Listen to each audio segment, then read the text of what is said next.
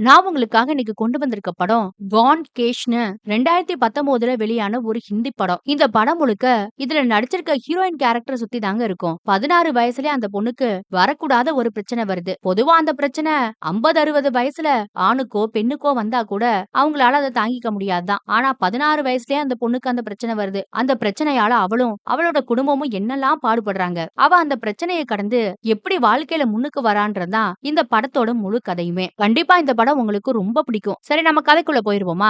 இந்த படத்தோட ஸ்டார்டிங் சீன்ல நம்ம ஹீரோயினோட வீட்டை தாங்க நமக்கு காட்டுவாங்க. வீடு முழுக்க அவ வாங்கின நிறைய சர்டிபிகேட் இருக்கு. அவ ஒரு டான்சர். சின்ன வயசுல இருந்து ஸ்கூல்ல நடக்கிற எல்லா டான்ஸ் காம்படிஷன்லயும் கலந்துகிட்டு பெஸ்ட் டான்சர்னு நிறைய சர்டிபிகேட்டை வாங்கி வச்சிருக்கா. அப்புறம் இன்னைக்கு வீட்ல தடபுடலா அம்மாவும் அப்பாவும் சேர்ந்து நான்வெஜ் சமைச்சுக்கிட்டு இருக்காங்க. இதெல்லாம் எதுக்காகனா இன்னைக்குதான் முதல் தடவையா நம்ம ஹீரோயினை பொண்ணு பாக்குறதுக்காக மாப்பிள்ளை வீட்டுக்காரங்க வராங்களாமா. அப்புறம் மாப்பிள்ளை வீட்டுக்காரங்களும் வந்தாச்சு. இந்த சம்பந்தத்தை அரேஞ்ச் பண்ற புரோக்கர் இருப்பார் இல்லையா, அவர் பரஸ்பரம் ஒவ்வொரு குடும்பத்தையும் இன்னொருத்தங்களுக்கு அறிமுகப்படுத்துறாரு. நம்ம ஹீரோயினோட குடும்பத்தை பத்தி சொல்லணும்னா அவங்க அப்பா மார்க்கெட்ல ஒரு வாட்ச் கடை வச்சிருக்காரு. அம்மா ஹவுஸ் ஒய்ஃபா இருக்காங்க. அதே போல ஹீரோயினை பார்க்க வந்த மாப்பிள்ளை குடும்பமும் ஒரு எலக்ட்ரானிக் கடை வச்சிருக்காங்களாமா. அவங்களும் பார்க்க நல்ல குடும்பமா தான் தெரியறாங்க. முதல் சந்திப்பிலேயே ரெண்டு குடும்பத்துக்கும் ஒருத்தர் ஒருத்தர் பிடிச்சு போச்சு. மாப்பிள்ளை வீட்டுக்காரங்களுக்கு பொண்ண ரொம்பவே பிடிச்சு போச்சு. இந்த சம்பந்தம் ஓகே ஆக போறதுல நம்ம ஹீரோயினுக்கும் அவளோட குடும்பத்துக்கும் ரொம்பவே சந்தோஷமா இருக்குங்க. அப்புறம் மாப்பிள்ளை வீட்டுக்காரங்களுக்கு சாப்பாடெல்லாம் போட்டு அவங்களும் நல்லா சாப்பிட்டு முடிச்சிட்டாங்க. ஆனா மாப்பிள்ளை வீட்டுக்காரங்களுக்கு பாத்தீங்கன்னா ஒரே அவசரம். உடனே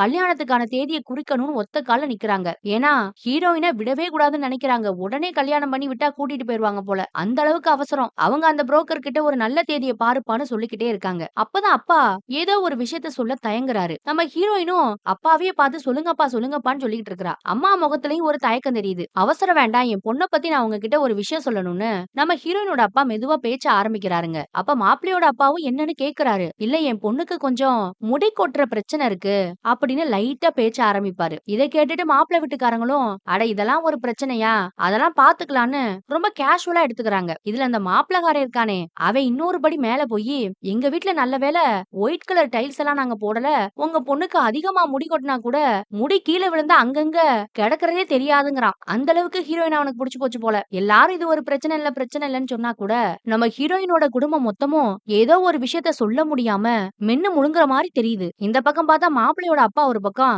அட இதெல்லாம் ஒரு பிரச்சனைன்னு சொல்லிக்கிட்டு யோ புரோக்கர் நீ ஒரு நல்ல நாளை சீக்கிரம் குறியான்னு கத்திக்கிட்டு இருக்கிறாரு. டக்குன்னு பார்த்தா மாப்பிள்ளை குடும்பமும் சரி அவங்கள கூட்டிட்டு வந்த புரோக்கரும் சரி வாய பொழந்துட்டு உட்கார்ந்துருக்காங்க. எதையோ பார்த்த அதிர்ச்சியில. அப்படி இவங்க கண்ட காட்சிதான் என்னன்னு பார்த்தா நம்ம ஹீரோயினை அப்படியே போக்கஸ் பண்ணி நமக்கு காட்டுறாங்க. அவ கையில பார்த்தா அவ தலையில இருந்த முடி மொத்தமும் இருக்கு. அப்ப அவ தலையில என்னடா அவ்வளவு நேரம் இருந்துச்சுன்னு பார்த்தா அவ தலை முழுக்க வழுக்க விக்கு தான் வச்சிருந்திருப்பா போல. அததான் கழட்டி கையில வச்சிருக்கா. இந்த பிரச்சனையை தான் சொல்ல முடியாம இந்த குடும்பம் மொத்தமும் தள்ளிட்டு இருந்திருப்பாங்க போல அந்த மாப்பிள்ளை வீட்டுக்காரங்க கிட்ட. இப்ப கண்ணால பாத்துட்டாங்களா, உடனே எந்திரிச்சு வெளியில போயிட்டாங்க. என்னையா இப்படி ஒரு பொண்ணை பார்க்க கூட்டிட்டு வந்திருக்கேன்னு மாப்பிள்ளை வீட்டுக்காரங்க புரோக்கர்ட்ட ஒரு பக்கம் சண்டை போட, பாவம் அந்த புரோக்கருக்கே இந்த விஷயம் இப்பதான் தெரியும் போல. அதனால எனக்கு தெரியாதுங்கன்னு அவர் ஒரு பக்கம் மாப்பிள்ளை வீட்டுக்காரங்க கிட்ட கெஞ்சிக்கிட்டே போயிட்டு இருக்காருங்க. இங்க பார்த்தா நம்ம ஹீரோயினுக்கும் அவளோட குடும்பத்துக்கும் ரொம்பவே வருத்தமா இருக்கு. அவ கண்ணுல இருந்து கண்ணீர் கொட்டிட்டு இருக்கு பாவம். அப்புறம் அந்த இடத்துல சீனை கட் பண்ணா 2 வருஷம் கழிச்சு என்ன நடக்குதுன்றத நமக்கு காட்டுறாங்க. நம்ம ஹீரோயினுக்கு இப்ப கல்யாணம் பிக்ஸ் ஆயிடுச்சு போல. அவளோட கல்யாண சடங்குக்கான வேலையெல்லாம் வீட்டுல தடபுடலா நடந்துகிட்டு இருக்கு. அம்மா அப்பாலாம் ஆளுக்கு ஒரு பக்கம் ரொம்ப சந்தோஷமா அந்த வேலையெல்லாம் பாத்துக்கிட்டு இருக்காங்க. நம்ம ஹீரோயினும் ரொம்ப அழகா அலங்காரம் பண்ணிக்கிட்டு வரா சந்தோஷமா. அவளுக்கு இன்னைக்கு மஞ்சள் சடங்கு நடக்க போகுது போல. இப்போ அவளுக்கு முடி ரொம்ப நீளமா நல்லா வளர்ந்துருக்குங்க. அவளோட இந்த கல்யாண சடங்குல ரொம்ப சந்தோஷமா எல்லா கவலையும் மறந்துட்டு அழகா டான்ஸ் ஆடிக்கிட்டு இருக்கா. அவ ஆடுறத பார்த்து அப்பா அம்மாவுக்கு ரொம்ப சந்தோஷமா இருக்கு. பொண்ணோட சேர்ந்து அவங்களும் ஒரு பக்கம் ஆட ஆரம்பிச்சிருவாங்க. ஆட்டம் பாட்டம் கொண்டாட்டம்னு அந்த வீடே சந்தோஷத்துல நிறைஞ்சிருக்கு. அந்த நேரத்துல திடீர்னு ஆடிட்டு இருக்க பொண்ண ஹீரோயினோட அம்மா வந்து பேரை சொல்லி தட்டிக்கிட்டே இருக்கிறாங்க. என்னடான்னு பார்த்தா இது எல்லாம் கனவு. அவ பாட்டுக்கு வீட்டுல தூங்கிட்டு இருக்க, அம்மா உசுப்பிக்கிட்டு இருக்காங்க. வேலைக்கு போக நேரமாச்சு, எந்திரிமா எந்திரிமான்னு அம்மா ஒரு பக்கம் கத்திக்கிட்டு இருக்க, நம்ம ஹீரோயினும் இவ்வளவு நேரம் கண்டது கனவுதான்றத புரிஞ்சுக்கிட்டு நிதானமா எந்திரிப்பா. அம்மா கிட்ட கூலா உங்க ஆசைப்படி எனக்கு கல்யாணம் ஆகுற மாதிரி கனவு கண்டேமான்னு சொல்றா. அதுவும் பஞ்சாபி முறைப்படி கல்யாணம் ஆகுற மாதிரி கனவு கண்டேன்றா. அம்மாவும் இதை கேட்டுட்டு அடுத்த தடவை சர்ச்சில் கல்யாணம் ஆகுற மாதிரி கனவு கண்டு பாருன்றாங்க. ஆனா பாவம் இப்பவும் அவளுக்கு தலையில முடியே வளரலங்க. அந்த வழுக்கைய மறைச்சு ஒரு குள்ளாதான் போட்டிருப்பா. அப்புறம் கிளம்பி வேலைக்கும் போறா. ஆனா வேலைக்கு போற இடத்துல இவளுக்கு தலையில முடி இல்லன்றத மறைச்சு ஒரு விக்கு மாட்டிட்டு போறா. இவளுக்கு தலையில முடி இல்லன்றது இவளோட அம்மா அப்பா இவளுக்கு மட்டும்தான் தெரியும். அதை தாண்டி வெளியில யாருக்குமே தெரியாது. இவ விக்கு வச்சிருக்கான்றதும் யாருக்குமே தெரியாதுங்க. இவ வேலை பாக்குறது ஒரு மால்ல. அங்க இருக்க ஒரு ஸ்டால்ல காஸ்மெட்டிக்ஸ் எல்லாம் விக்கிற வேலையை பாக்குறா சேல்ஸ் கேர்லா. அந்த வேலை பெருசா இவளுக்கு பிடிக்காதுதான். ஆனா வேற வழி இல்லாம கொஞ்சம் வருமானத்துக்கு அந்த வேலைய பாத்துக்கிட்டு இருக்கா. நம்ம ஹீரோயினுக்கு மனசுக்குள்ள தலையில முடி இல்லாததுனால ரொம்ப கவலை இருக்கு. அதனால பெருசா யாருக்கிட்டயும் பழக மாட்டா, பேச மாட்டா, கலகலப்பாவே இருக்க மாட்டா. எப்பயும் எதையோ இழந்த மாதிரி இருப்பா. அதிக நேரம் வேலையிலேயே கவனமா இருப்பா. இவளுக்குன்னு இருக்கிறது ஒரு ஃப்ரெண்டு தான். அவ கூட தான் லஞ்ச் எல்லாம் சாப்பிடுவா.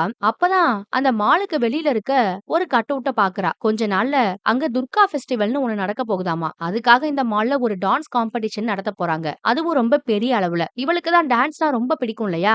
அதனால அந்த டான்ஸ் காம்படிஷன்ல கலந்துக்கலாமான்னு மனசுக்குள்ள ஒரு பக்கம் தோணிக்கிட்டே இருக்கும். ஆனாலும் தலையில முடி இல்லாம விக்கு வச்சுக்கிட்டு எப்படி நாம டான்ஸ் ஆடுறதுன்னு ஒரு தயக்கமும் இருக்கு. அப்புறம் சாப்பிட்டு முடிச்சிட்டு மறுபடியும் வேலை பாக்குற இடத்துக்குள்ள போனா மாடியில இருந்து ஒரு பையன் நம்ம ஹீரோயினையே வாட்ச் பண்ணிட்டு இருக்கான். அவனும் அந்த மால்ல இருக்க ஒரு கடையில மேனேஜரா தான் வேலை பாக்குறான். அவனுக்கு நம்ம ஹீரோயினும் ரொம்ப பிடிக்கும். அவன் இவள ஒன் சைடா லவ் பண்றான். ஆனா இது வரைக்கும் நேருக்கு நேரா வந்து இவகிட்ட ப்ரொபோஸ் பண்ணது இல்ல. அவன் மேல இருந்து பாக்குறத நம்ம ஹீரோயினும் பாப்பா. ஃப்ரெண்டுகாரியும் பாக்குறா. அப்போ ஃப்ரெண்டுகாரி என்னடி இவன் காலேஜ் டேஸ்ல இருந்து உன்னைய பாத்துக்கிட்டே இருக்கிறான், ப்ரொபோஸ் பண்ணணும்னு நினைக்கிறான். ஆனா நீயும் எதுக்கும் ஒத்துக்கிற மாட்டேங்கிறியே, பார்த்து ஏதாவது பண்ணி விடு. அவனும் நல்ல வேலையில இருக்கான், நல்ல பையன் வேற.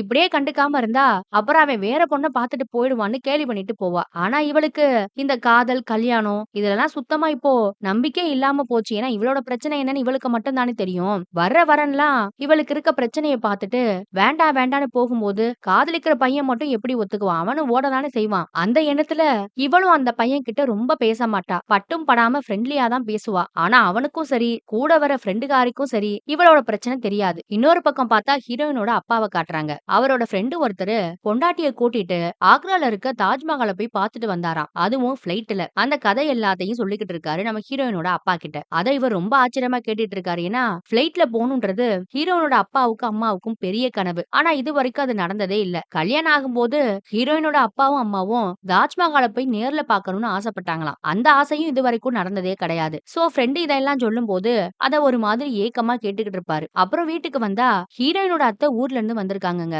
நம்ம ஹீரோயினோட பிரச்சனை தெரிஞ்ச 4வது ஆள் இவங்க தான். அவங்க அவ தலையில வச்சிருக்கால விக்கு, அத பத்தி கேள்வியா கேட்டுக்கிட்டு இருக்காங்க. அப்பாவும் அந்த விக்ல இருக்க முடியெல்லாம் பிளாஸ்டிக், உண்மையான முடியால செய்யப்பட்ட விக்கு வாங்கணும்னா அதுக்கெல்லாம் காசு ரொம்ப செலவாகணும்னு ஹீரோயினோட அத்தை கிட்ட சொல்லிட்டு இருப்பாரு. இதை கேட்டுட்டு அந்த அம்மா என்ன சொல்லுதுன்னு பாருங்க. ஐயையோ, உண்மையான முடி உள்ள விக்கெல்லாம் வாங்கிராதீங்க. அதெல்லாம் யாரோட முடியோ, அவங்க எல்லாம் எந்த மதமோ ஜாதியோ இதெல்லாம் நமக்கு வேண்டாம், பிளாஸ்டிக்கே யூஸ் பண்ணட்டும்னு சொல்லிடுறாங்க. அப்புறம் போற போக்குல இந்த பொண்ணுக்கு எப்படிதான் கல்யாணம் நடக்க போகுதோ அதை நினைச்சா எனக்கு ரொம்ப வருத்தமா இருக்குன்னு வேற ஒரு பிட்ட போட்டுட்டு போக, அதை கேட்டதும் நம்ம ஹீரோயின் அப்படியே நொறுங்கி போயிருவாங்க. அவளுக்கு ரொம்பவே கஷ்டமா இருக்கும். அப்புறம் பாத்ரூம்ல போய் அவளோட விக்கு கழட்டி வச்சுட்டு அவளோட தலைய பாப்பா. சின்ன வயசுல இருந்து இவ பாத்ரூம்ல இருக்க கண்ணாடி அப்படியே தான் இருக்கான். ஆனா மாறினது நான் தான்னு அவளோட கதையை சொல்ற மாதிரி ஒரு வாய்ஸ் ஓவர் நமக்கு கேக்குதுங்க. அதே போல இந்த கண்ணாடி 10 வருஷத்துக்கு முன்னாடி நான் எப்படி இருந்தேன்றதையும் பாத்துருக்குன்னு சொல்றா. அப்பதான் இவளுக்கு இந்த பிரச்சனை எப்படி ஆரம்பிச்சுன்ற அந்த கதையை நமக்கு காட்டுவாங்க. 10 வருஷத்துக்கு முன்னாடி நம்ம ஹீரோயின் அப்ப ஸ்கூல் படிச்சிட்டு இருந்திருக்கா. அவளுக்கு ஒரு 16 வயசு இருக்கும். அம்மா வேகமா குளிச்சிட்டு வாடின்னு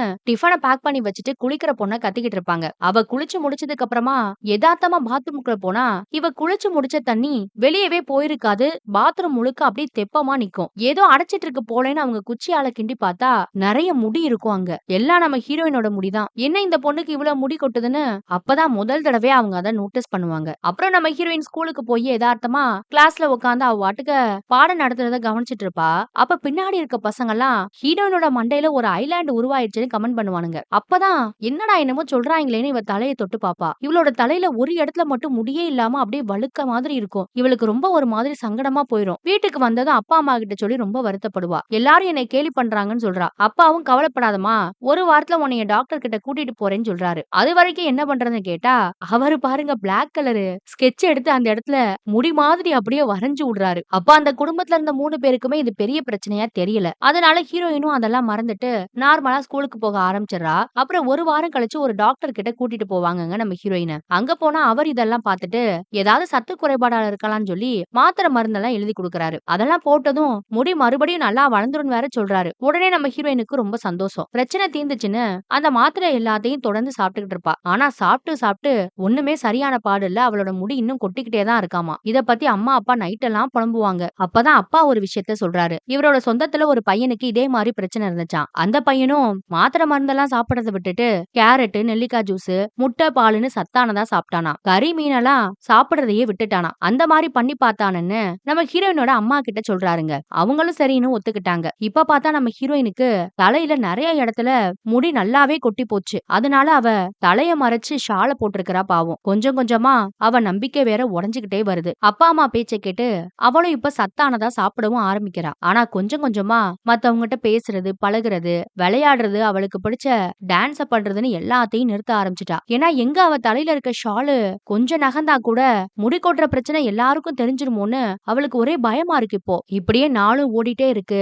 ஆனாலும் இவளோட பிரச்சனை சரியான மாதிரி தெரியலங்க. தூங்கி எழும்போதெல்லாம் தலகாணில அப்படியே கொத்து கொத்தா முடியா கிடக்கும். இத பாக்குற அம்மாவுக்கும் ரொம்ப வருத்தமா இருக்கு. அப்புறம் அந்த இடத்துல சீனை கட் பண்ணி இப்போ பிரசன்ட்ல என்ன நடக்குதுன்னு நமக்கு காட்டுறாங்கங்க. அவளோட விக்க அழகா சீவி எடுத்து எப்பவும் போல மாலுக்கு வேலைக்கு கிளம்பிட்டு இருப்பா நம்ம ஹீரோயின். அப்புறம் இவளுக்கு அந்த டான்ஸ் காம்படிஷன்ல கலந்துக்கணும்னு ஒரு ஆசை இருந்துச்சு இல்லையா, அத பத்தி கேக்குறதுக்காக அந்த மொத்த மாலையும் மெயின்டைன் பண்ற ஒரு பெரிய அதிகாரிய போய் பாக்குறாங்க. இவளுக்கு இந்த காம்படிஷன்ல கலந்துக்கணும்னு நிறைய ஆசை இருக்குதாம். ஆனாலும் அந்த மால்ல வேலை பாக்குறவங்க அங்க நடக்கிற போட்டிகள்ல கலந்துக்க கூடாதாமா. வெளியில இருக்க ஆளுங்க தான் கலந்துக்கணுமா, அப்படி ஒரு ரூல்ஸ போட்டிருக்காங்க. அதனாலதான் இந்த பெரிய அதிகாரி அம்மாவை பாக்குறதுக்காக வந்திருக்கிறா. ஏதாவது கொஞ்சம் சிபாரிசு பண்ணி இந்த காம்படிஷன்ல என்ன கலந்துக்க விடுவீங்களான்னு கேக்குறதுக்காக. ஆனா அந்த அம்மாவோ வரப்போற துர்கா பூஜை சீசனுக்காக தான் இந்த காம்படிஷன் எல்லாத்தையும் இந்த மால் நிர்வாகம் ஏற்பாடு பண்ணிருக்காங்களாமா. அந்த நேரத்துல மால்ல சேல்ஸ் ரொம்ப பீக்ல இருக்குமா. அப்போ வேலை பாக்குறவங்க எல்லாம் காம்படிஷன்ல கலந்துக்க போயிட்டீங்கன்னா யாரு வியாபாரத்தை பாக்குறது? அதனாலதான் இப்படி ஒரு ரூல்ஸ நாங்க போட்டிருக்கிறோம். அதனால கண்டிப்பா உன்னை கலந்துக்க அலோ பண்ண மாட்டேன்னு சொல்லிட்டாங்க. இதனால ஹீரோயினுக்கு ரொம்ப வருத்தமா இருக்கு. அவளும் எவ்வளவோ கேட்டு பாக்குறா. இத பாரு, நீ இப்போ சேல்ஸ் கேர்லா இருக்க, கொஞ்ச நாள மேனேஜர் ஆக வேணா, அதனால போய் வேலைய பாருன்னு சொல்லி அனுப்பிட்டாங்க அந்த அம்மா. திடீர்னு பார்த்தா இவ போறதுக்கு முன்னாடி ஏன் உன்னோட ஹேர் இப்படி ஒரு மாதிரி ட்ரையா இருக்கு, நீ வேற காஸ்டியூம் செக்ஷன்ல வேலை பாக்குற, கொஞ்சம் முடிய நல்லா வச்சுக்க மாட்டியான்னு அந்த அம்மா முடிய தொட்டது இவளுக்கு ஒரே பயமா போயிடும். ஏன்னா வச்சிருக்கிறது விக் இல்லையா, கண்டுபிடிச்சிருவாங்களோன்னு வேகமா சாரி கேட்டுட்டு ஓடிடுவாங்க இருந்து. அப்புறம் லஞ்ச் டைம்ல ஃப்ரெண்டுக்காரி கிட்ட என்னாலலாம் ரொம்ப நாள் இந்த சேல்ஸ் கேர்ள் வேலையை பார்க்க முடியாது, கண்டிப்பா ஒரு டான்சர் ஆகணும்ன்றதா என்னோட கனவு, அதனால இந்த டான்ஸ் காம்படிஷன்ல கலந்துக்குருவேன், அதுக்காக வேலையவே விட போறேன் இந்த மாச கடைசிலன்னு சொல்றா. இன்னொரு பக்கம் பார்த்தா ஹீரோனோட அப்பா ஃப்ரெண்டான பக்கத்து கடைக்காரர் இருக்கார் இல்லையா, அவர்கிட்ட தாஜ்மஹாலுக்கு பிளைட்ல போயிட்டு வரதுக்கு எவ்வளவு செலவாச்சு என்ன ஏதுன்னு கேட்டு விசாரிச்சுட்டு இருக்காரு. ஆனா பதிலுக்கு அவரு அதெல்லாம் ரொம்ப செலவாகும்பா, உன்னால போக முடியாதுன்னு சொல்றாரு. இத கேட்டது எப்படியாவது போயாகணும்னு ஹீரோனோட அப்பாவுக்கு ஒரே வெறி வந்துருச்சுங்க. எவ்வளவு செலவானும் பரவாயில்ல, கண்டிப்பா என் பொண்டாட்டிய பிளைட்ல நான் கூட்டிட்டு போயே தீருவேன், நீ சொல்லுன்னு கேக்குறாரு. அது ஒரு 70-80 செலவாச்சுன்னு பக்கத்து கடைக்காரர் சொல்ல எப்படியாவது பணத்தை சேர்த்து தாஜ்மஹாலுக்கு போயிடணும்னு அவருக்கு ஒரே ஆசைங்க. இந்த பக்கம் பார்த்தா நம்ம ஹீரோயினை காட்டுறாங்க. அவ தான் வேலையை விட போறேன்னு முடிவு பண்ணிட்டா இல்லையா, அதனால அந்த காம்படிஷன்ல கலந்துக்கிறதுக்கு ரெஜிஸ்டர் பண்ணலான்னு அங்க போய் வேலையை விட போறேன், என் பேரை எடுத்துக்கோங்கன்னு கேக்குறா. வேலையை விட்டுட்டு வந்தாதான் ரெஜிஸ்டர் பண்ணுவோம்னு அங்க இருக்க ஆள் சொன்னதுனால மேலிடத்துல பேசுறதுக்காக மறுபடியும் அந்த அதிகாரி அம்மாவையே பார்க்க போவாங்க. அந்த அம்மா இவ டான்ஸ் காம்படிஷனுக்காக வேலையே விட போறான்னு தெரிஞ்சது ரொம்ப டென்ஷன் ஆயிட்டாங்க. துர்கா பூஜை சீசன்ல சேல்ஸ் குறைஞ்சு போயிடும் அது இதுன்னு அந்த அம்மா ஒரு பக்கம் கத்த, எனக்கு டான்ஸ் ஆடுறது தான் ரொம்ப முக்கியம், அந்த காம்படிஷன்ல நான் கலந்தே தீரணும், இந்த மாச கடைசியில நான் வேலையை விட்டுறேன் மேடம், என்னை கலந்துக்க விடுங்கன்னு இவ உறுதியா நிக்கிறா. ஆனா அவங்க பதிலுக்கு வேலையை விடணும்னா அதுக்கு ஒரு மாசத்துக்கு முன்னாடியே லெட்டர் கொடுக்கணுமாமா, அப்பதான் அந்த மாசத்தோட சம்பளத்தை கொடுப்பாங்களாம். இப்ப வந்து சொன்னா எப்படி உன்னை அலோ பண்றதுன்னு கேக்குறாங்க. உடனே ஒரு நிமிஷம் கூட இவ யோசிக்க மாட்டா. டக்குன்னு இந்த மாசத்தோட சம்பளமும் எனக்கு வேண்டாம், இப்பவே நான் வேலையை விட்டு நிக்கிறேன், எனக்கு டான்ஸ் தான் முக்கியம்னு எழுந்து போயிருவா. இத பார்த்து அதிகாரி அம்மாவுக்கு ஷாக்கு. ஆனா அவளுக்கு ரொம்ப சந்தோஷமா இருக்கு. உடனே அந்த சந்தோஷத்தோட போய் சேல்ஸ் கேர்ள்னு சட்டையில மாட்டி இருந்த அந்த பேட்ஜை கலட்டுவா பாருங்க, அவ்வளவு சந்தோஷம் இருக்கும் அவன் முகத்துல. அந்த சந்தோஷத்தோட போய் அந்த போட்டிக்கும் ரெஜிஸ்டர் பண்ணிருவா. வேலையை விட்ட கையோட மாலுக்குள்ள இருந்து வெளியில வந்தா நம்ம ஹீரோ நின்னுக்கிட்டு இருக்கான். அவனை பார்த்ததும் ஹீரோயின் வேலையை விட்ட விஷயத்த சொல்லுவாங்க. இனிமே தினமும் மாலுக்கு வேலைக்கு வர மாட்டேன்றதையும் சொல்றா. இதை கேட்டது அவனுக்கு பாவம் ஒரே ஷாக்கு. ஏன்னா தூரத்துல இருந்தாவது தினமும் இந்த மால்ல பாத்துக்கிட்டு இருந்தான், இனிமே அதுவும் முடியாதா? அதனால வேக வேகமா பையன் யோசிச்சு உன்னோட போன் நம்பரை குடுப்பியான்னு கேட்பான் நம்ம ஹீரோயின் கிட்ட. ஆனா அவ போன் நம்பர் கொடுக்க தயாரா இல்ல. என்கிட்ட ஏதாவது பேசணும்னா வீட்டுக்கு வந்து பேசிக்கோன்னு சொல்லிட்டா. மோமோ சாப்பிடுவான் வரியான்னு கூப்பிடுவான். ஆனா அவ அதுக்கு மேல அவன் கிட்ட பேச ரொம்ப தயக்கப்பட்டுட்டு அங்க இருந்து கிளம்பி போயிடுவா. இன்னொரு நாள் பாத்துக்கலாம்னு சொல்லிட்டாங்க. ஹீரோயினுக்கு நல்லாவே புரியுது இவனுக்கு நம்மள ரொம்ப பிடிச்சிருக்குன்னு. ஆனா தெரிஞ்சுக்கிட்டேதான் அவ குறையின் காரணமா விலகி விலகி போறா. இந்த பக்கம் அப்பா பொண்டாட்டி கிட்ட தாஜ்மஹாலுக்கு பிளைட்ல போறத பத்தி லைட்டா பேச்சு எடுக்கிறாரு. நமக்கு இந்த ஒரு ஆசை கல்யாணம் ஆன புதுசுல இருந்துச்சே, உனக்கு ஞாபகம் இருக்கான்னு கேக்குறாரு.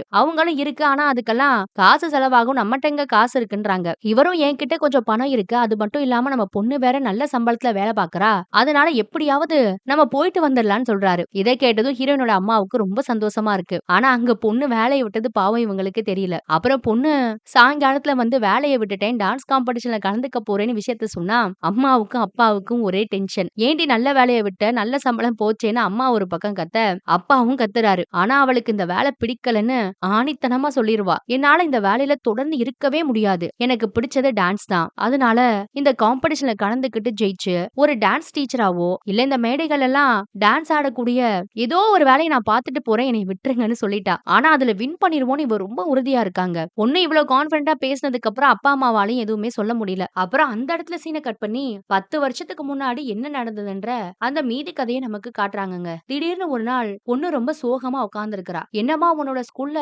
ஆனுவல் டே காம்படிஷன்லாம் வரப்போது நீ டான்ஸ் ஆடலையான்னு அப்பா கேட்பாரு. அவ இந்த வருஷம் நான் கலந்துக்கலைன்றா. ஏன்னா இப்போ அவளுக்கு நிறையவே முடி கொட்டி போச்சு போல. முழுசா அந்த தலைய மறைச்சு ஷால போட்டு பொத்தி வச்சிருக்கிறா. என்னால முடி இல்லாம ஆட முடியாது. எனக்கு டான்ஸ் ஆடவே பிடிக்கலன்னு ரொம்ப வருத்தமா சொல்லுவா. அப்புறம் அப்பா இவ இந்த அளவுக்கு வருத்தப்படுறத பாக்குறாருங்க. இவங்களும் நிறைய டாக்டர்கிட்ட போயிட்டு வந்துட்டாங்க.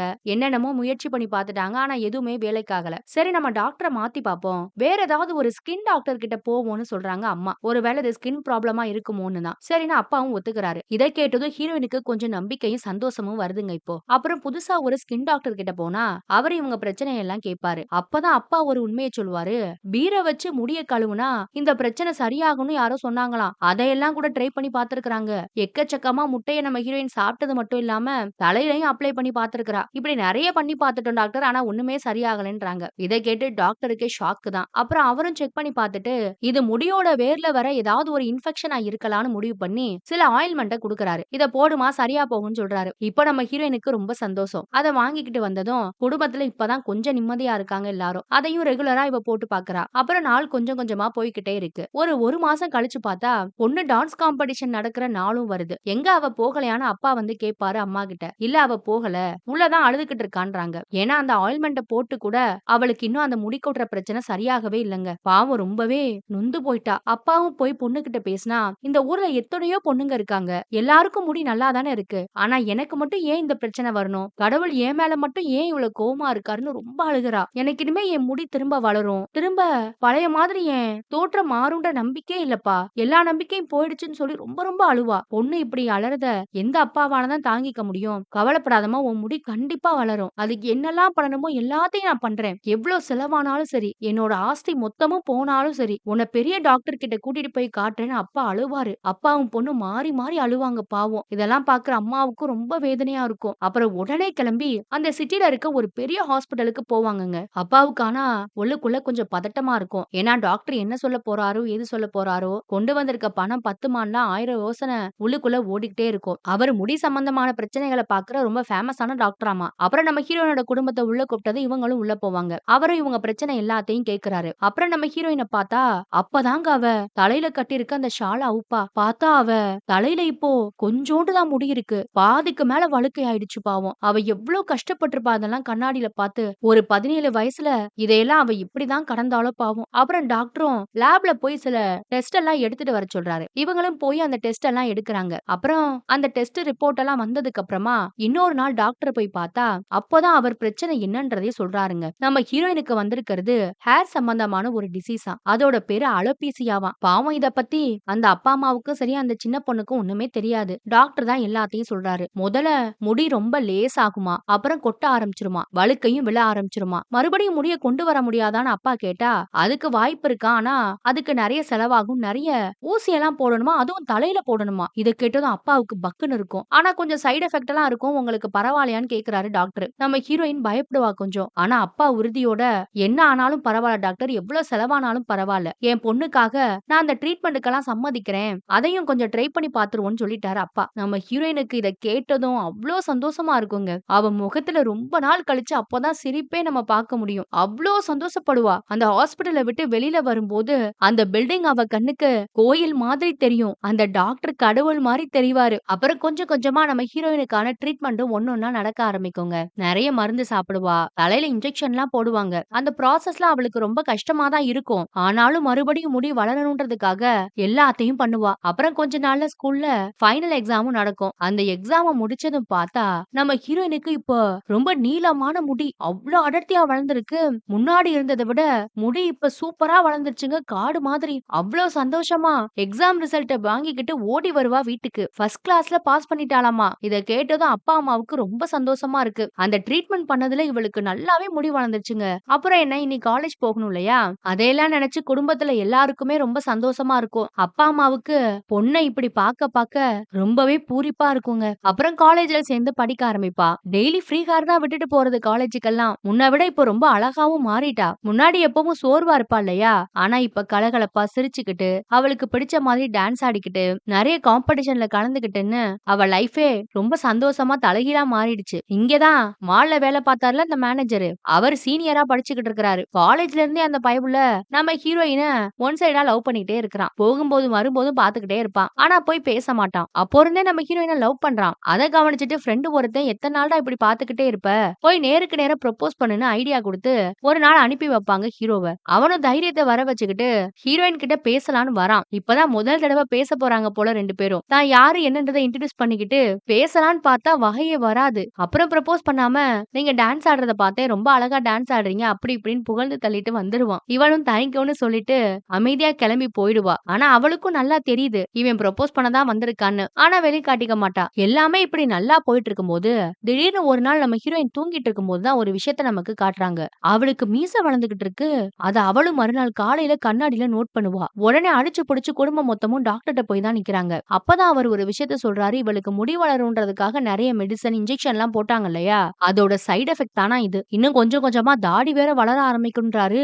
இதுக்கு என்ன டாக்டர் பண்ணலான்னு கேட்டா, வேற வழி இல்லம்மா, ஒரே ஒரு வழிதான் இருக்குன்னு ஷேவிங் பண்ற ஐடியாவை சொல்றாருங்க. அப்புறம் அவளும் வேற வழி இல்லாம முகத்துல வளர்ற முடி எல்லாத்தையும் ஷேவிங் தான் பண்றா பாவம். இன்ஜெக்ஷன்லாம் போட்டு முடி நல்லா வளர்ந்ததுக்கு அப்புறம் கூட எப்படி பின்னாடி இவளுக்கு முடியெல்லாம் கொட்டி போய் வழுக்கையாச்சுன்னு தெரியலங்க. அத நம்ம அப்புறம் பாப்போம். இவ ஷேவ் பண்றதோட அந்த இடத்துல நமக்கு சீனை கட் பண்ணிடுறாங்க. அப்புறம் நம்மள பிரசன்ட்டுக்கு கூட்டிட்டு போனா அங்க அந்த புரோக்கர் இருக்கார் இல்லையா, அவர் புதுசா ஒரு சம்பந்தத்தை கொண்டு வந்திருக்காரு. மாப்பிள்ளை வீட்டுக்காரங்க கிட்ட நம்ம ஹீரோயினோட பிரச்சனை எல்லாத்தையும் சொல்லிட்டாராமா. அவங்களும் ஓகே சொல்லிட்டாங்களாம். இதை கேட்டதும் அப்பா அம்மாவுக்கும் ரொம்ப சந்தோஷமா இருக்கு. ரூமுக்குள்ள இருந்து கேட்டுக்கிட்டு இருக்க நம்ம ஹீரோயினுக்கும் ரொம்ப சந்தோஷமா இருக்கு. ஆனா அங்கதான் ஒரு ட்விஸ்ட் வைக்கிறாரு புரோக்கர். பையனுக்கு கொஞ்சம் வயசு ஜாஸ்தின்னு சொல்றாரு. அப்படி எவ்வளவு வயசுன்னு பார்த்தா 45. ஏற்கனவே கல்யாணம் ஆகி டிவோர்ஸ் ஆனவராம். 13 வயசு 14 வயசுன்னு 2 பிள்ளைங்க இருக்காங்களாம். இத கேட்டதும் மொத்த குடும்பத்துக்கும் ரொம்ப வருத்தமா போயிடுது. ஏன் இந்த மாதிரி ஒரு சம்பந்தத்தை கொண்டு வந்தீங்கன்னு அம்மாவும் அப்பாவும் வேற புரோக்கரை புடிச்சு கத்த ஆரம்பிச்சிடறாங்க. நம்ம ஹீரோயினுக்கு பாவம் 25 வயசு தான் ஆகுது. அவளுக்கு இந்த பிரச்சனை இருக்குன்றதுக்காக ஏற்கனவே கல்யாணம் ஆகி 2 பிள்ளை உள்ளவருக்கு 2ஆம் தாரமா எப்படி கட்டி கொடுக்க அந்த அப்பா அம்மாவுக்கு பாவம் மனசு வரும். அவங்க ரொம்ப வருத்தப்படுவாங்க. வேண்டவே வேண்டாம், இங்க இருந்து எந்திரிச்சு போங்கன்னு அந்த புரோக்கரை வெளியே அனுப்புவாங்க. அவரும் இத பாருங்க, இதை விட்டு அவங்க பொண்ணுக்கு வேற வழியே கிடையாது. இந்த பிரச்சனையை சொன்னா வேற யாருமே வரமாட்டேங்கிறாங்கன்னு எவ்வளவோ சொல்லி பாக்குறாரு. பாவம் நம்ம ஹீரோயினோட அப்பா தான் புரோக்கரை போயிட்டு வர சொல்லி அவர் முன்னாடி கை கூப்பிடுவாருங்க. ஏன்னா அந்த அளவுக்கு இந்த விஷயத்தை கேட்டு அப்பாவும் அம்மாவும் ரொம்ப உடைஞ்சு போயிட்டாங்க. ஹீரோயினுக்கும் ரொம்ப வருத்தமா தான் இருக்கும். அப்புறம் ஹீரோயினோட அம்மா தான் வந்து பொண்ணை சமாதானப்படுத்தி, இத பத்தி எல்லாம் நீ கண்டுக்காதம்மா, உன்னோட டான்ஸ் காம்படிஷன் மேல கவனம் செலுத்து, மத்த எல்லாத்தையும் நாங்க பாத்துக்கிறோம்னு சொல்றாங்க. அப்புறம் இன்னொரு பக்கம் நமக்கு ஹீரோவை காட்டுவாங்கங்க. அவன் இப்ப நம்ம ஹீரோயின் வேலைக்கு வரது இல்லையா அந்த மாலுக்கு, அதனால அவளை பார்க்க முடியாம ரொம்ப தவிச்சுக்கிட்டு இருக்கான் பாவம். அப்ப ஃப்ரெண்டுக்காரனு ஏன்டா அவளோட போன் நம்பர் ஏதாவது இருந்தா போன் பண்ணி பேச வேண்டியதானே, ஏன் இப்படி உம்முன்னு உட்கார்ந்து இருக்கேன்னு கேட்பான். நம்பர் கேட்டேன்டா, ஆனா அவ குடுக்க மாட்டேன்டான்னு சொல்றான். நம்பர் குடுக்கலையா, அப்பனா இது புட்டுக்குச்சுன்னு தான் அர்த்தம். அப்ப இந்த பொண்ணை விட்டுட்டு வேற ஏதாவது ஒரு பொண்ணு ட்ரை பண்ணுங்கிறான் அவன். அப்பதான் நம்ம ஹீரோ நம்பர் குடுக்கலனாலும் அவகிட்ட பேசணும்னு தோணுச்சுன்னா வீட்டுக்கே வந்து பேசுன்னு சொல்லிருக்காடா, நான் வேணா வீட்டுக்கு போட்டுமான்னு கேக்குறான். அட பாவி, ஏன்டா இப்படி சோகமா உட்கார்ந்து இருக்கிற, வீட்டுக்கு போகாம அவதான் சொல்லிருக்கால, பேசாம நல்லா ட்ரெஸ் பண்ணிக்கிட்டு அவ வீட்டுக்கே போய் ப்ரொபோஸ் பண்ணிடுன்னு ஃப்ரெண்டு ஒரு பக்கம் கலாய்ச்சிக்கிட்டு இருப்பான். ஆனா ஹீரோவுக்கு தான் ப்ரொபோஸ் பண்ற அளவுக்கு இன்னும் தைரியம் வர மாட்டேங்குது. மனசு பூரா நம்ம ஹீரோயின் மேல காதல் இருக்குதான், ஆனாலும் அவ கண்ணை பார்த்து இவனால காதல சொல்ல முடியல. பாவம், உண்மை தெரிஞ்சா இவன் என்ன ஆக போறானோ. இன்னொரு பக்கம் பார்த்தா ஹீரோயினோட அம்மா அப்பா 2 பேத்துக்கும் தாஜ்மஹாலுக்கு பிளைட்ல போகணும்ன்ற ஆசை இருக்கு இல்லையா, அந்த ஆசையை கூடிய சீக்கிரம் நிறைவேற்றணுன்றதுக்காக ஹீரோயினோட அப்பா போய் ஒரு டூர் ஏஜென்சில விசாரிக்கிறாரு. அவங்களும் பிளைட்ல போகிறது, ஹோட்டல் செலவுன்னு எல்லாத்துக்கும் மொத்தமா 1 லட்சம் செலவாகும்னு சொல்றாங்க.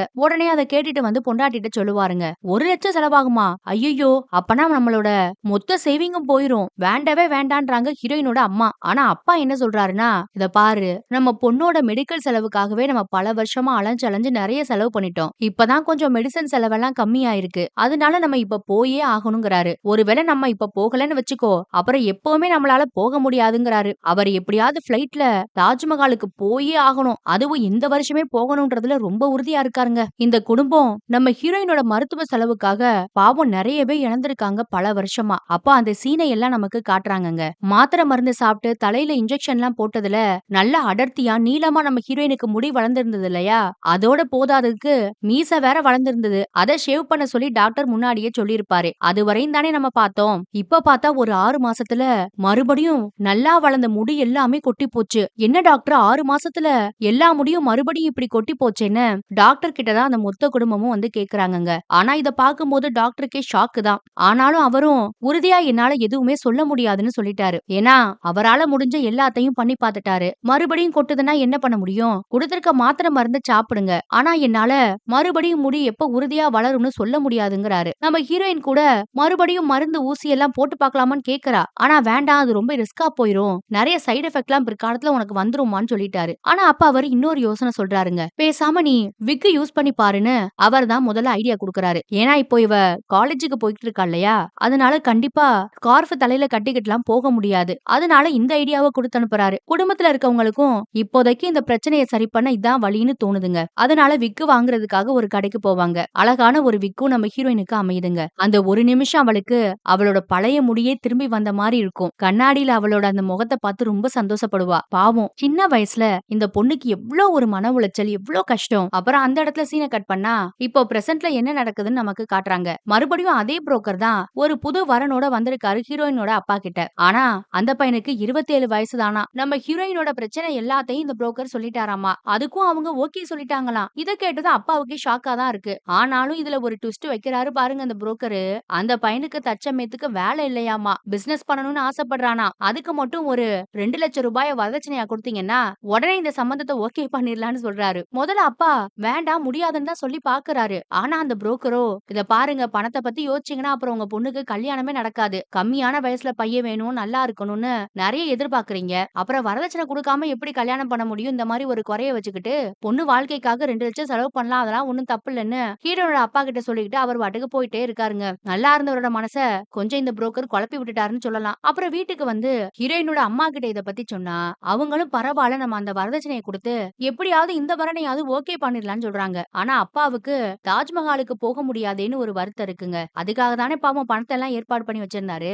ஆனா இப்ப பொண்ணு வாழ்க்கைன்னு வந்ததுக்கு அப்புறமா அவளோட சந்தோஷம் தான் 2 பேருக்குமே முக்கியமா தெரியுது. ஏன்னா இவங்க பொண்ணு பாவம் சின்ன வயசுல இருந்து படக்கூடாத கஷ்டத்தை எல்லாம் பட்டுட்டா. அதனால அவளுக்கு நல்லபடியா கல்யாணம் பண்ணி வச்சிடணும்னு அந்த அம்மா அப்பா 2 பேரும் நினைக்கிறாங்க. ஆனா இவங்க பேசுறது எல்லாத்தையும் நம்ம ஹீரோயினும் இவங்களுக்கு தெரியாமயே எதிர்ச்சியா கேட்டுருவாங்க. அவளுக்கு ரொம்பவே வருத்தமா போயிடும். ஏற்கனவே என் அம்மா அப்பா வாழ்க்கையில இருக்க சந்தோஷம் என்னால போச்சு. இப்ப அவங்களோட மிகப்பெரிய ஆசையான தாஜ்மஹாலுக்கு போறதும் என்னால கெட்டு போச்சேன்னு ரொம்பவே ஃபீல் பண்ணுவா. அப்புறம் அதே ஃபீலிங் உடைய ஃப்ரெண்ட பார்க்க போனா அவ அங்க முடிய விரிச்சு போட்டு அழகா கோதி விட்டு கிளிப்ப மாட்டுவா. அத பார்க்க இவளுக்கு ஒரு மாதிரி ஏக்கமா இருக்கும். இப்படியே நாளும் கொஞ்சம் கொஞ்சமா ஓடிட்டே இருக்குங்க. அப்புறம் ஒரு நாள் ஹீரோயினோட அம்மா ஏதோ ஸ்வீட் பண்ணணும்னு நிறைய பொருள் வாங்கிட்டு வர சொல்லிருப்பாங்க ஹீரோயின் கிட்ட. அவளும் கடைக்கு போய் வேக வேகமா அதெல்லாம் வாங்கிட்டு வந்து குடுக்கறா. வீட்டுக்குள்ள வந்த உடனே கசகசன்னு இருக்குன்னு தலையில இருந்த விக்க கழட்டி கீழே வச்சுட்டாங்க. நல்லா ஃப்ரீயா இவ வாட்டுக்கு வீட்டுக்குள்ள உலாவிக்கிட்டு இருப்பா. அம்மா ஒரு பக்கம் வேலை பார்த்துக்கிட்டு இருப்பாங்க. இவளோட கவனம் முழுக்க வீட்ல அம்மாவுக்கு கொஞ்சம் நெஞ்சம் ஹெல்ப் பண்ணிட்டு வேகமா போய் டான்ஸ் பிராக்டிஸ பாக்கணும்ன்றதுதான். அதுல இவ ஒரு மாதிரி வீட்டுக்குள்ள மும்மரமா இருக்கும்போது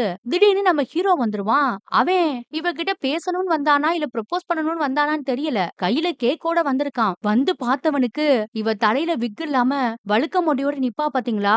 அத பார்த்ததும் செம்ம ஷாக்கா இருக்கு. ஆனா அவன் பார்த்ததை இவ கவனிக்கவே இல்ல. ஏன்னா விக்க கழட்டி வச்சதை இவ மறந்துட்டா. இவளும் அவன வர சொல்லி உட்கார சொல்லி சகஜமா பேசிக்கிட்டு இருப்பா. அம்மாவும் வந்துட்டாங்க. அம்மாவே கொஞ்ச நேரம் கழிச்சுதான் மகளோட தலையில விக்கல்ன்றதை கவனிப்பாங்க. அம்மாவுக்கும் எப்படிடா சொல்றதுன்னு ஒரு மாதிரி சங்கடமா தான் இருக்கு. ஆனாலும் வெளிக்காட்டிக்காம நம்ம ஹீரோ கிட்ட அவங்க பேசிக்கிட்டு இருந்தா அவனுக்கு ஏதோ எடுக்க போறோம்னு கிச்சனுக்குள்ள போனவ கண்ணாடிய பாத்துருவா. பார்த்ததும் அவளுக்கு ரொம்ப கஷ்டமா போயிடும். ஐயோ நம்மளோட முடியில்லாத இந்த கோலத்தை இவன் பாத்துட்டானேன்னு ரொம்ப சங்கடப்படுவா. ஆனாலும் ஒரு வழியா சமாளிச்சுக்கிட்டு வேகமா அவன் கிட்ட வந்து நம்ம வெளியில போலாமா, உன்கிட்ட நான் பேசணும்னு சொல்லி கூட்டிட்டு போறாங்க. அவன் ஒரு மாதிரி ஷாக்லயே தான் இருக்கான். அப்புறம் 2 பேரும் வெளியில போறாங்க. அப்ப அவன் கிட்ட அவ கேப்பா, எப்பவுமே காலேஜ்ல எதிர்த்த பஸ் ஸ்டாப்ல நின்று என்ன பாத்துட்டே இருப்ப நீ. என்கிட்ட அடிக்கடி வந்து எதையாவது பேசிக்கிட்டே இருப்ப. இப்பவும் அதே மாதிரி மனநிலையோட தான் இருக்கியான்னு கேக்குறா. ஏன்னா இவளுக்கும் அவனை பிடிக்கும். அதே நேரத்துல அவனுக்கு இவளை பிடிச்சிருக்குன்றதும் இவளுக்கு நல்லாவே தெரியும். இந்த ஒரு குறையால தான் விலகி விலகி போயிருப்பா. இப்ப இவனுக்கே இந்த குறை தெரிஞ்சிருச்சுன்னு போது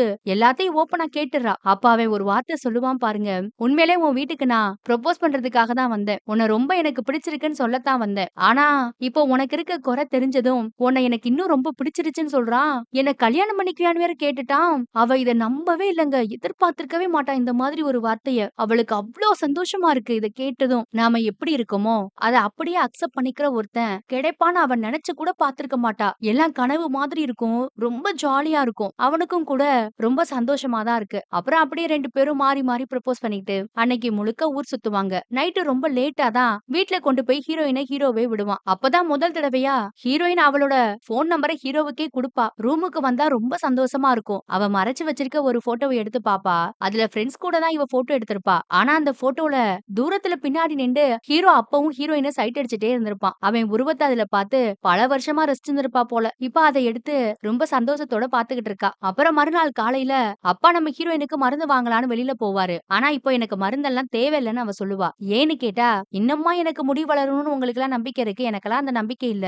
என்னோட இயல்பை அக்செப்ட் பண்ணிட்டு நானும் வாழ ஆரம்பிச்சிட்டேன். நீங்களும் வாழ பழகிக்கோங்கன்றா ரொம்ப தைரியமா அப்பா அம்மா கிட்ட. அப்புறம் எனக்காக நீங்க தாஜ்மஹால் போற ட்ரிப் எல்லாம் கேன்சல் பண்ண வேண்டாம். வரதட்சணை எல்லாம் கொடுத்து கல்யாணம் பண்ண வேண்டாம். எனக்கு பிடிச்ச மாதிரி என்னோட குறைய ஏத்துக்கிட்ட மாதிரி ஒரு பையனை நானே கண்டுபிடிச்சிட்டேன்னு அம்மா அப்பா கிட்டயும் ஹீரோவை பத்தி எல்லாத்தையும் சொல்லிடுவாங்க. அவங்களுக்கு அதை கேட்டதும் அவ்வளவு சந்தோஷமா இருக்கும். யார் அந்த பையன் யார் அந்த பையன் 2 பேரும் மொச்ச எடுத்துருவாங்க. ரொம்ப வருஷம் கழிச்சு இப்போதான் இந்த குடும்பம் கொஞ்சம் சிரிக்கவே ஆரம்பிச்சிருக்காங்க. அப்புறம் கொஞ்ச நாள்லயே நம்ம ஹீரோவை இன்ட்ரோடியூஸ் பண்ணிட்டா போல. அவனும் வீட்டுக்கு வந்திருக்கான். துர்கா பூஜை ஃபெஸ்டிவலுக்காக டான்ஸ் காம்படிஷன் நடக்க இருந்தது இல்லையா அந்த மால்ல, அந்த நாளும் வந்துருச்சுங்க. எல்லாரும் மொத்தமா கிளம்பிதான் அந்த காம்படிஷனுக்கு போவாங்க. நம்ம ஹீரோயின் ரொம்ப அழகா ரெடி ஆகி வந்திருப்பா அந்த காம்படிஷனுக்காக. அப்புறம் 4 பேரும் காம்படிஷன் நடக்கிற அந்த மாலுக்கும் போவாங்க. டான்ஸ் காம்படிஷன் அனௌன்ஸ் பண்ணி ஒவ்வொருத்தரா வந்து ஆடவும் ஆரம்பிச்சிட்டாங்க. நம்ம ஹீரோனோட அப்பா அம்மா ஒரு பக்கம் உட்கார்ந்திருக்க, ஹீரோயின் நேம் லிஸ்ட்ல இருக்க அவளோட பேரை செக் பண்றதுக்காக போவா.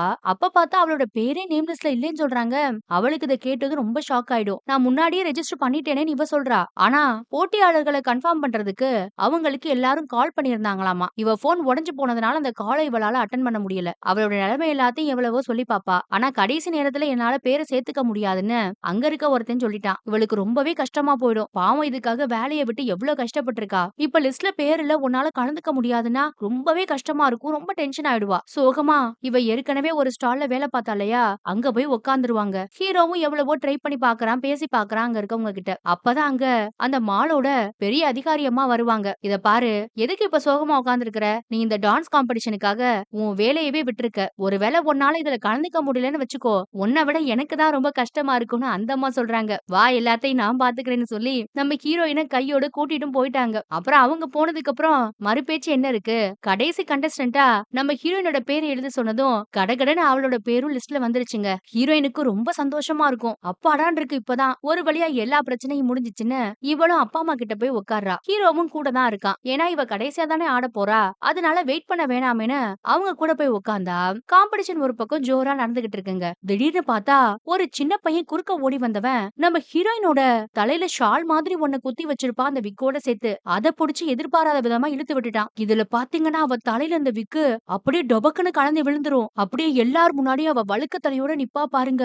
அவளுக்கு செம்ம ஷாக்கா இருக்கும். இத அந்த குடும்பத்துல இருக்க யாருமே எதிர்பார்த்திருக்க மாட்டாங்க. உடனே வேக வேகமா அந்த விக்க எடுத்துட்டு ஓடியே போயிருவாங்க பாத்ரூம்குள்ள. அழுகையா வரும். ரொம்ப கஷ்டமா இருக்கும் அவளுக்கு. அம்மா போய் வெளியே நின்று எவ்வளவோ கூப்பிட்டு பாப்பாங்க, வரவே மாட்டா. ஹீரோவும் அப்பாவும் கூட வெளியே நின்று எவ்வளவோ கத்தி பாக்குறாங்க. ஆனா அவ பாவம் மொத்தமா நொறுங்கி போயிட்டா. அப்புறம் ஒரு வழியா சமாதானப்படுத்தி அம்மா தான் இத பாருமா யாருமே பாக்கல, நீ கவலைப்படாத அப்படி இப்படின்னு என்னென்னமோ சொல்லி பார்த்தாலும் அவளால பாவம் அதுல இருந்து மீண்டு வரவே முடியல. அப்புறம் என்ன ஆச்சுன்னு வெளியில நிக்கிற அப்பாவும் ஹீரோவும் கேட்டா நம்ம ஹீரோயின் மொத்தமா நொறுங்கிட்டாங்க. அவளால இந்த காம்படிஷன்ல கலந்துக்க முடியாது, ஸ்டேஜ் ஏறவே மாட்டேன்னு சொல்லிட்டு நிக்கிறா. அப்பதான் அவளை கூப்பிட்டு அப்பா ஒரு வார்த்தை சொல்லுவாரு. இத பாரு, உன் நம்பிக்கை என்ன இப்பயா உடைஞ்சு போச்சு?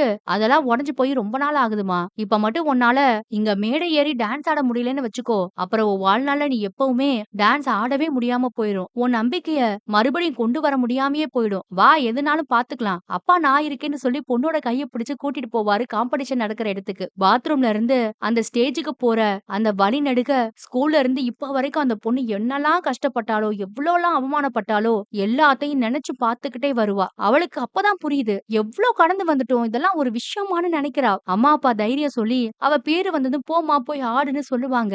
அப்ப அம்மா அப்பாவை திரும்பி பார்த்து சிரிப்பா லைட்டா. டக்குன்னு அவ தலையில இருந்து விக்க கலட்டிட்டா.